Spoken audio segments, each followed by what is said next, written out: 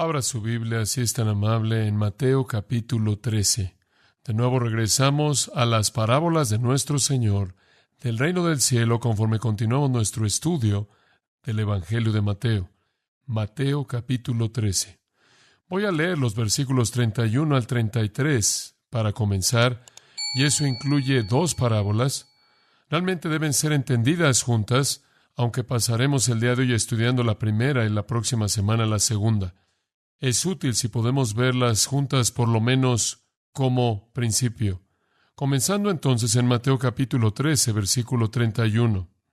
Otra parábola les refirió diciendo: el reino de los cielos es semejante al grano de mostaza que un hombre tomó y sembró en su campo, el cual a la verdad es la más pequeña de todas las semillas, pero cuando ha crecido es la mayor de las hortalizas y se hace árbol, de tal manera que vienen las aves del cielo y hacen nidos en sus ramas.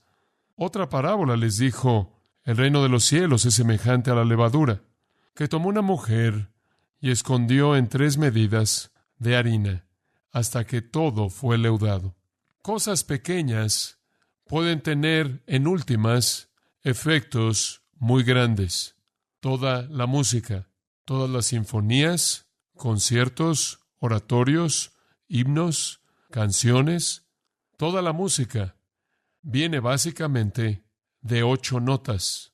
Todas las palabras profundas que jamás han sido pronunciadas o escritas en el lenguaje inglés vienen de 26 letras. Inicios pequeños, resultados profundos, amplios. Lord Kelvin nos provee un principio interesante acerca de esto mediante un experimento que hizo en una ocasión. Él colgó un pedazo grande de hierro que pesaba muchos kilos. Estaba colgando ahí en su laboratorio para mostrar un punto. Él entonces procedió a tomar pequeños pedazos de papel del tamaño de un chícharo y de manera sistemática los aventó al pedazo de hierro. Al principio, un golpe más bien gentil no tuvo efecto en absoluto, pero eventualmente el hierro comenzó a moverse de un lado hacia otros debido al golpeteo incesante de los pequeños pedazos de papel. Cosas pequeñas, resultados profundos. Realmente esa es la lección de estas parábolas. Y si usted entiende eso, usted entenderá lo que estas parábolas están enseñando.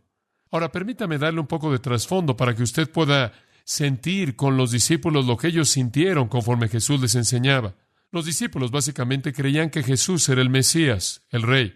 Mesías significa ungido y eso implica rey, que Él era el hijo de David mayor, que Él era el Rey prometido quien establecería el reino. Y para ellos el reino tenía definiciones muy claras.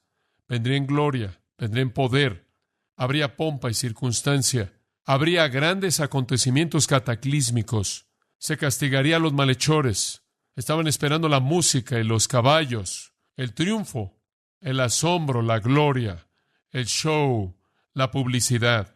Realmente esperaban un despliegue refulgente de poder y gloria y majestad y fuerza conforme el Mesías establecía su reino. Pero no sucedió así. Y esa es la razón por la que continuaron preguntándose a sí mismos: ¿era este el Mesías? Lucharon con eso a lo largo de la vida del Señor. Y Él les decía una y otra vez que Él lo era, y aún así ellos luchaban con esto. Y hasta el libro de los Hechos todavía están haciendo la pregunta: ¿en este momento traerás el reino? Realmente nunca entendieron, porque sus expectativas eran tan diferentes de lo que estaban viendo. Ahora, ellos pensaron, debido a que habían leído Ezequiel y habían leído los otros profetas, que cuando el Señor viniera, todos los rebeldes y todos los que rechazaban y le daban la espalda a Dios serían fulminados en la furia del juicio de Dios y el reino vendría. Pero los que rechazaron seguían apilándose y se volvían más abiertos y descarados y más violentos, y en lugar de que Jesús hablara de lo que Él le haría a ellos, Él comenzó a hablar acerca de lo que ellos le harían a Él. Y en lugar de que Él dijera que Él los iba a matar a ellos, Él comenzó a decir: ellos me van a matar a mí. Era muy difícil para ellos poder digerir esto. Y entonces, inclusive cuando Jesús les dijo: debo morir, de manera violenta respondieron, como Pedro lo hizo: Señor, que no sea así. No puede ser así. Y el día mismo en el que estaban arrojando hojas de palmera a sus pies y él estaba entrando a la ciudad de Jerusalén y estaban clamando, Hosana al Hijo de David, y se veía como este sería el momento. Y la sangre de los discípulos debería haber estado fluyendo rápidamente en su cuerpo y su corazón palpitando rápidamente, y su expectativa se habría incrementado. Y fue cuando estaba en la cima cuando Jesús les dijo, a menos de que un grano de trigo caiga al suelo y muera, permanece solo. Y él comenzó a hablar de su muerte de nuevo. Como puede ver, ellos estaban esperando un reino de gloria, un reino de poder, un reino de majestad, un reino de asombro mundial, un reino en donde el incrédulo y el que rechazaba inmediatamente era devastado y destruido. Y no sucedió. Y entonces Jesús les enseña por qué. En Mateo 13, él dice, antes de que eso venga, aquí hay una forma del reino que ahora existe que deben entender para que no se confundan. Y él la llama la forma en misterio, versículo 11. Eso significa que es algo que no es claro en el Antiguo Testamento. No había sido presentado de manera clara que usted lo entendiera. Estaba escondido. Y ahora se los voy a abrir. Esta es una forma del reino que ustedes nunca realmente han entendido. Y entonces él les da 7 parábolas que les explican el reino en su forma de misterio, previa a la gloria milenaria que ellos esperaban. La primera parábola que él les da es acerca de 4 tipos de tierra. 3 de ellas no reciben el mensaje del rey. Eso les dice que esta forma del reino incluirá rechazo. Ahora, todavía estamos viviendo en esa forma previo a ese reino milenario refulgente de gloria, y todos podemos estar de acuerdo con ello, ¿no es cierto? De hecho, la mayoría del mundo rechaza. La mayoría del mundo es la tierra dura que ni siquiera permite que entre el mensaje, o la tierra pedregosa que permite que entre por un tiempo y después se seca, o la tierra de arbustos que finalmente la ahoga debido al amor de este mundo y al afán de este siglo. La mayor parte del mundo está rechazando. Y el Señor entonces dice, en esta forma del reino todavía seré el rey y todavía soy el soberano sobre la tierra y todavía estoy gobernando, pero permito que haya rechazo. Y claro, la pregunta inmediata que vendría a la mente de los discípulos sería, bueno, ¿qué va a pasar con los que rechazan? ¿Cómo debemos tratar a los que rechazan? Digo, si este es el reino y somos los súbditos del rey, ¿acaso no somos las personas más importantes en el mundo? ¿Y acaso no debemos estar exaltando la honra y la gloria del rey? Entonces, ¿cómo debemos enfrentar a estos que rechazan? Y como puede ver, estaban pensando como en la vida humana, ¿por qué si usted tiene un rey y usted es un súbdito leal del rey y hay muchos revolucionarios y reaccionarios y rebeldes en la sociedad, usted los aplastaría, ¿no es cierto? Entonces están diciendo, ¿qué vamos a hacer con estos que rechazan de manera blasfema? Y entonces el Señor les da una segunda parábola. Él les dice, el trigo y la cizaña, los ciudadanos del reino y los que rechazan, van a crecer juntos ¿hasta cuándo? El juicio. Y lo que Él les está diciendo, su trabajo no consiste en ser los ejecutores. Eso es para los ángeles en el juicio. Su trabajo consiste en continuar siendo el trigo en medio del mundo para que ustedes influencien a la cizaña que los rodean. Ustedes no deben ser los ejecutores. Ustedes no deben juzgar. Ustedes no deben sacarlos, arrancarlos del suelo, porque ustedes no saben lo que están haciendo. Ustedes podrían matar a algún cristiano en el proceso y dejar que algún no cristiano salga impune porque ustedes no pueden ver el corazón. Entonces su trabajo no es juzgar, su trabajo es evangelizar. Crecen juntos hasta el final. Ahora, ¿qué cree usted que será la siguiente pregunta que ellos van a hacer? Ellos van a pensar, bueno, yo sé que esto es lo que pensé, bueno, ahora es este el reino y tenemos a todas estas personas que rechazan y están por todos lados, porque la parábola de la cizaña dice que la cizaña fue sembrada por todo el campo y la maldad es tan poderosa y la maldad es tan fuerte, y la maldad es tan dominante en su influencia. Si estas dos cosas van a crecer juntas, ¿acaso eso no va a ahogar la vida del reino? ¿Acaso eso no va a estrangular el poder de Cristo en el mundo? Y entonces el Señor les da 2 parábolas más. Es natural que ellos pensaran eso. Digo, están viéndose el uno al otro y diciendo, solo somos nosotros, señores.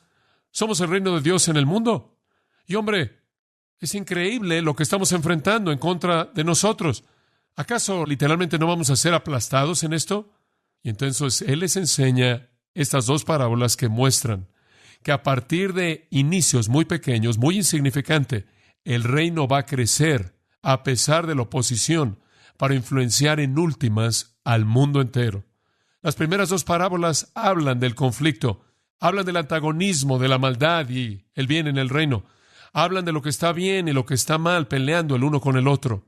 Pero las siguientes dos hablan de la victoria, de lo que está bien. Pero al final, la pequeña semilla de mostaza llena la tierra. El pequeño pedazo de levadura leuda todo el pan. Lo que comenzó muy pequeño influencia de manera profunda todo. Y entonces pasamos ahora, escuche esto con atención, de las dos parábolas que describen la naturaleza del reino, será con creyentes e incrédulos, uno al lado del otro, a las dos parábolas que describen el poder del reino. El poder del reino, a pesar de lo pequeño que es, va a influenciar al mundo entero. Y sabe una cosa, hay otra manera de ver esto. Y en cierta manera me impactó conforme pensé en tantas cosas acerca de estas parábolas. La primera parábola de las tierras habla básicamente acerca de la amplitud del reino. La semilla es sembrada en el campo, ¿y el campo es qué? El mundo.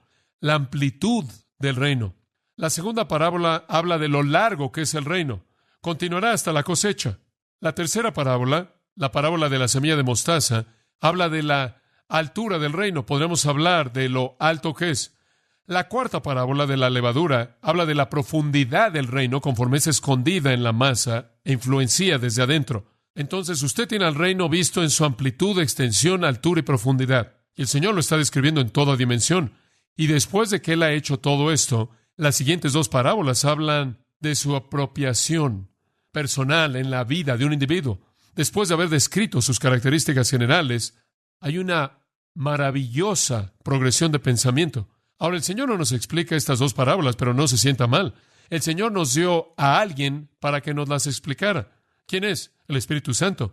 Entonces, Él se las explicó a los discípulos. La Biblia nos dice que Él les explicó todas estas cosas a ellos, pero para nosotros tenemos al Espíritu Santo residente y nosotros, debido a que entendemos a Dios y entendemos la mente de Dios como es revelada en la palabra de Dios, podemos encajar eso con su plan. Ahora veamos la primera parábola esta mañana, y creo que usted va a quedar totalmente fascinado por esta.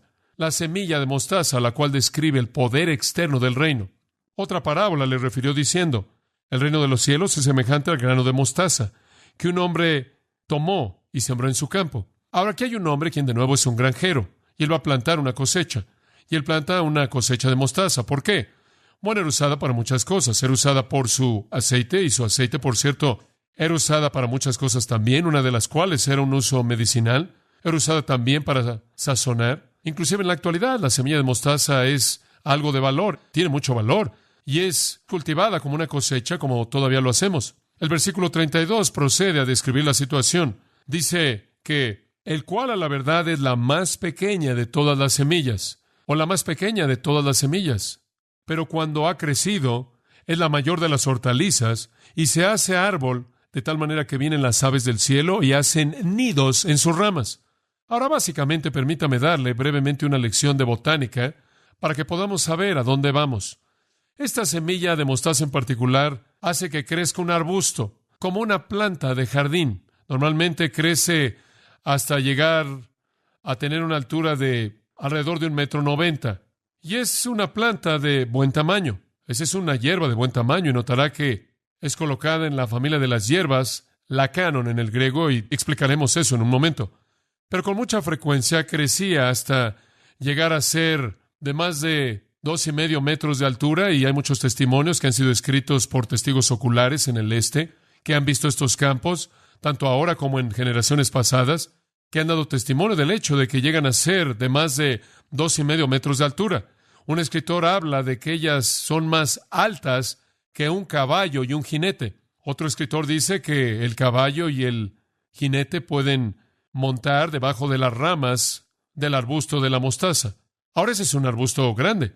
Y lo que el Señor está diciendo es que no hay una conexión real, aparente, entre lo pequeño que es la semilla y lo grande que es el resultado final. Usted tiene la semilla más pequeña dando lugar al arbusto tan grande que puede crecer. Usted puede plantar una semilla de cebada y usted va a obtener una planta de cebada que es de buen tamaño. Usted puede plantar una semilla de trigo o de maíz y usted va a terminar con algo de buen tamaño.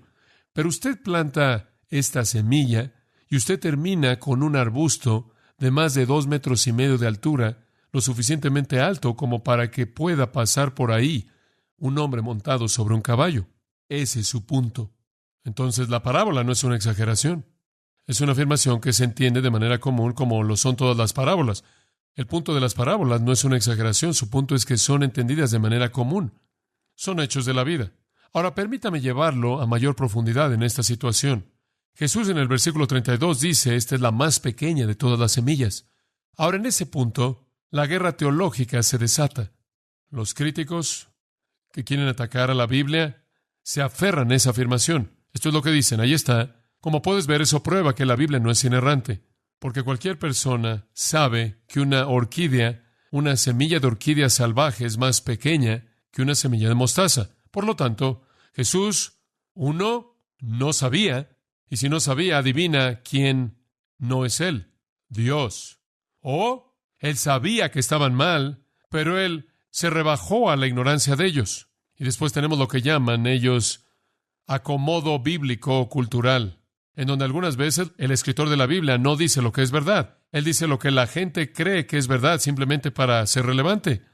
Y una vez que usted ha abierto la puerta a esa manera de pensar, buena suerte, porque ¿quién va a decir qué es qué? Los críticos dicen, como puedes ver, Jesús está mal. Ahora, o Él está mal porque es ignorante, o Él está mal porque va siguiendo la corriente del error de ellos. De cualquier manera, estamos en problemas, ¿no es cierto? Dice usted, bueno, ¿qué dices tú, MacArthur? Yo digo, Él tiene razón. ¿Podemos probar eso? Creo que sí. Observen en el versículo 32 la palabra hortalizas. Lacan, esa palabra se refiere a vegetales de jardín. Vegetales verdes de jardín que son cultivados de manera deliberada para que sean comidos. Es usado en Romanos 14 de esa manera. Se refiere a aquello que es plantado como una cosecha para ser comida, en contraste a plantas salvajes. Estas son las plantas que son sembradas de manera deliberada. Entonces, la semilla es una semilla sembrada agriculturalmente para producir vegetales y plantas verdes comestibles. Ahora escuche, de todas las semillas que eran sembradas en el este o son sembradas ahí en la actualidad, en 1982, para producir productos comestibles, la semilla de mostaza era y todavía es la más pequeña. Jesús está hablando dentro de un marco en el cual Él dice lo que es exactamente correcto. Y recientemente esto fue afirmado por un hombre llamado el Dr. L.H. Shinners. Él es el director del herbolario de SMU en Dallas. Tienen el herbolario más grande en el suroeste, 318,000 especímenes botánicos de todo el mundo. Él es un conferenciante regular en el Instituto Smithsoniano.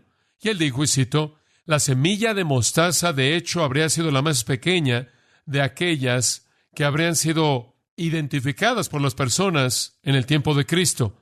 Las principales cosechas del campo, cebada, trigo, lenteja y frijoles, tienen semillas mucho más grandes como otras plantas que habrían podido estar presentes como arbustos y demás. Hay varios arbustos y flores salvajes que pertenecen a la mostaza, al amaranto y a otras familias de plantas con semillas que son pequeñas o más pequeñas que la mostaza, pero no habrían sido conocidas o distinguidas por los habitantes.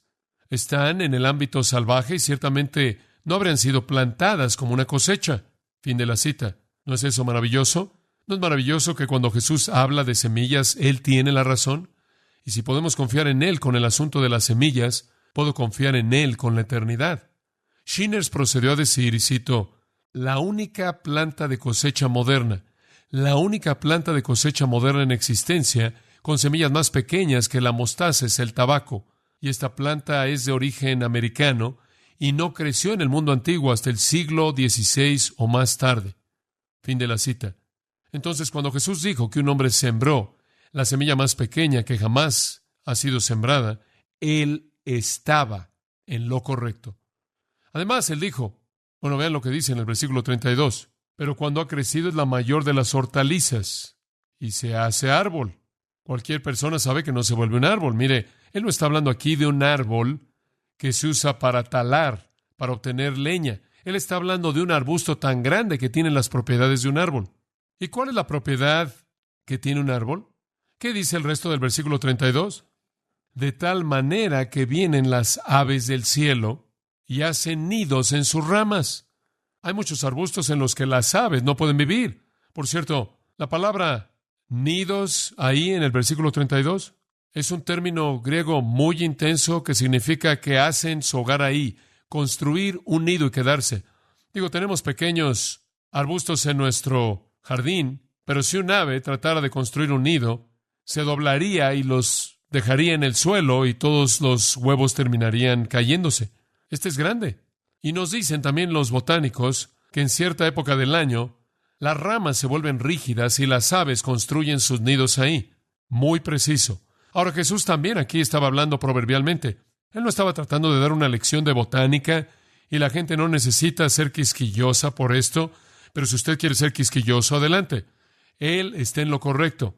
Pero lo que él básicamente está haciendo es hablar de manera proverbial.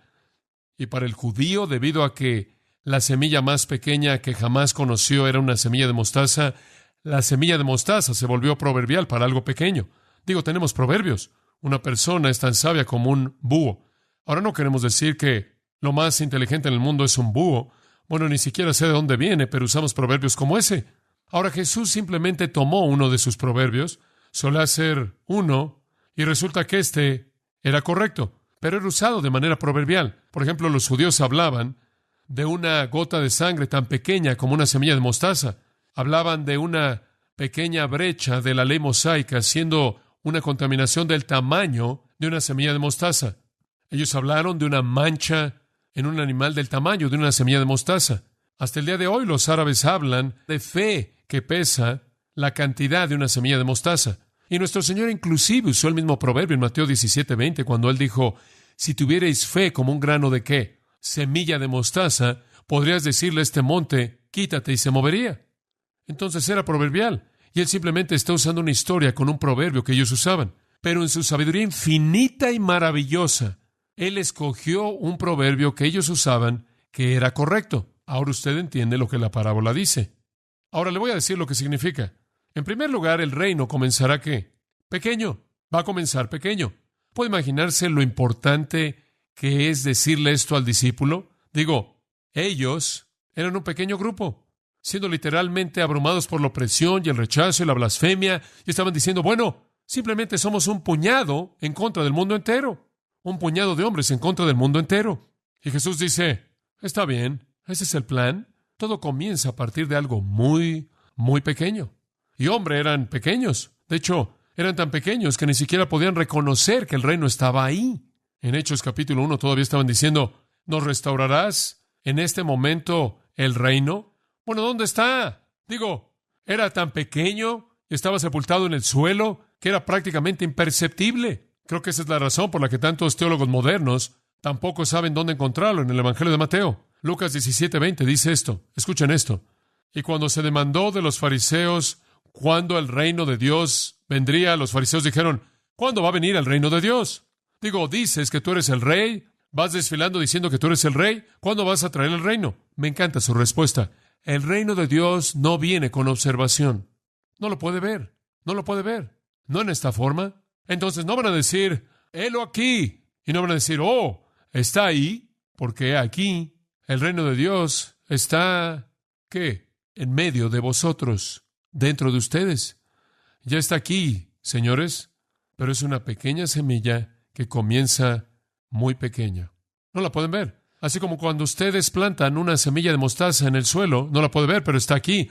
Y en esa semilla está el potencial para un arbusto masivo. Y en esa pequeña semilla, al plantar el reino, está el potencial para un reino que se extiende hasta los fines de la tierra.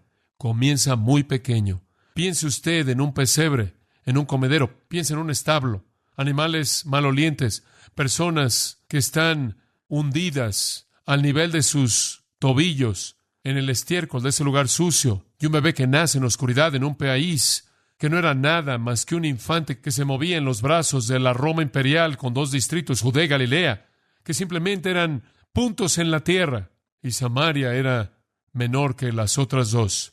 Y piensa en Nazaret, en donde Jesús pasó 30 años, en la Nazaret no educada, sin cultura. Y piensa en los discípulos, todos juntos no daban un total de una semilla de mostaza. Eran tan pequeños, tan ineptos, tan temerosos, con tan poca fe, tan débiles. Y ese era el reino que fue plantado. Pero en el pecho de ese pequeño infante, en ese comedero, en el pesebre, estaba la vida eterna, que daría lugar al reino eterno. La semilla fue plantada, un inicio pequeño. Como puede ver, esta es una verdad maravillosa, porque esto no es visto en el Antiguo Testamento. Esto es misterio revelado. Comienza pequeño, solo con ese pequeño grupo insignificante. Y cuando Jesús ascendió de regreso al cielo, solo eran 120. Si usted habla con un pastor en la actualidad que tiene una iglesia de 120, se siente como un fracaso. Oye a la gente diciendo, bueno, nuestra iglesia es tan pequeña, solo tenemos 120. Pero cuando el reino comenzó, solo tenía 120, y hasta ahora va muy bien. Y antes de que termine, va a cubrir el globo entero. Eso nos lleva a la segunda lección. El reino comenzó muy pequeño, el reino termina muy grande. Un bosquejo muy simple, ¿verdad? Comenzó muy pequeño, termina muy grande. Los profetas vieron un gran reino. Digo, si usted lee los profetas del Antiguo Testamento y lee acerca de lo que esperaban en el reino, su extensión es asombrosa. Por ejemplo, en el Salmo 72, versículo 8, dice, dominará del mar hasta el mar, y la abundancia de la paz durará tanto como la luna dura. Él tendrá dominio del mar al mar, del río hasta los fines de la tierra, y los que moran en el desierto se postrarán ante él, y sus enemigos lamerán el polvo. Los reyes de Tarsis y de todas las islas traerán regalos, presentes. Los reyes de Seba ofrecerán regalos. Todos los reyes se postrarán delante de él, todas las naciones le servirán. Ahora esa es la extensión del reino. Así de grande crece el arbusto. Digo, de una pequeña semilla a un arbusto enorme, y eso es lo que el Señor quiere que vea, que usted obtiene el resultado más grande del comienzo más pequeño en el caso del reino. Isaías vio el mismo resultado final. Capítulo 54 de Isaías, versículo 2. Agrande el lugar de tu tienda, que extiendan las cortinas de tu habitación. Extiende tus cuerdas y fortalece tus estacas. Más vale que hagas que esta tienda sea más y más y más grande. Algo se está expandiendo. Irrumpirás en la diestra, irrumpirás a la izquierda. Tu semilla heredará las naciones. El reino del Mesías se extenderá de costa a costa, de un extremo del globo al otro. Jeremías lo vio, Amós lo vio, Miqueas lo vio, Zacarías lo vio. Y podrás leer la escritura tras escritura tras escritura de que el reino de Jesucristo, el reino de Dios, se extenderá del mar al mar, de la tierra a la tierra, hasta cubrir el mundo. Y sabemos que esto será verdad, ¿no es cierto? En últimas, el reino milenario viene, Jesús reina sobre la tierra entera. Está por venir. De hecho, dice en Apocalipsis 11:15, los reinos de este mundo se han convertido, se han vuelto los reinos de nuestro Señor y de su Cristo, y Él reinará por los siglos de los siglos. Entonces, estas parábolas, de hecho, nos llevan hasta el milenio, hasta la plenitud del crecimiento definitivo del reino. El reino de Cristo, sin importar lo insignificante que sea, sin importar lo menospreciado que sea, parece al principio como algo pequeño. Y creo que probablemente se frotaron sus manos cuando Él murió y dijeron, se acabó, pero crecerá y su fin y consumación será sorprendentemente algo que esté fuera de proporción comparado con su comienzo. Así como lo es un arbusto de mostaza con su semilla. Ahora esta parábola tiene la intención de alentarnos. Realmente, digo, no sé usted, pero a veces yo me desanimo. Simplemente piense, no importa qué tanto nos esforzamos, siempre parecemos ser aplastados y ahogados por el mundo malo que nos rodea. Si yo me siento así, ¿se puede imaginar cómo se sintieron ellos? Digo, sé que hay otras personas que creen en esta ciudad y en otras ciudades y en otros estados y otros países en todo el globo terráqueo. El pueblo de Dios está ahí y hay gente que está viniendo a Jesucristo, pero aún así, a veces me siento como si la batalla es intensa y que en cierta manera somos la minoría. ¿Puede imaginarse cómo se habrían sentido cuando su líder mismo estaba siendo blasfemado en su presencia? El sentido de desesperanza, el sentido de derrota, de desánimo, y especialmente cuando, hombre, una vez que vino Juan el Bautista y él era una persona tan impresionante y las ciudades venían a él, y se veía, hombre, como si todo iba a pasar, y todo era tan emocionante, y Juan estaba diciendo, debo menguar, y este que viene después de mí debe crecer. Estaban todos siendo llevados por el establecimiento del reino, por esa idea, y después las multitudes vinieron, y los milagros, y las sanidades, y la multiplicación de la comida, y todas las maravillas caminando sobre el agua, y ellos podían ver lo que comenzaba a suceder. Después algo cambió, y comenzó a haber un odio que se incrementaba, y amargura y rechazo. Y entonces el Señor dice, va a comenzar pequeño, pero va a terminar grande.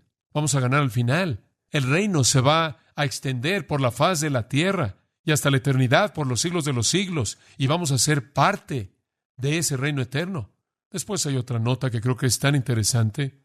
Él dice, esto crece tanto que las aves del cielo vienen y establecen su residencia, construyen su nido y viven en sus ramas. Ahora, ¿qué es lo que estas aves representan? Algunas personas creen que representan a demonios. Algunas personas creen que representan maldad. Y la razón por la que creen que representan a demonios es debido a que en la parábola anterior, en donde las aves quitan la semilla y hablan de que el ave en cierta manera representa a Satanás, quien quita la palabra, pero las aves, mantenga esto en mente, podrían representar cualquier cosa porque simplemente son una ilustración.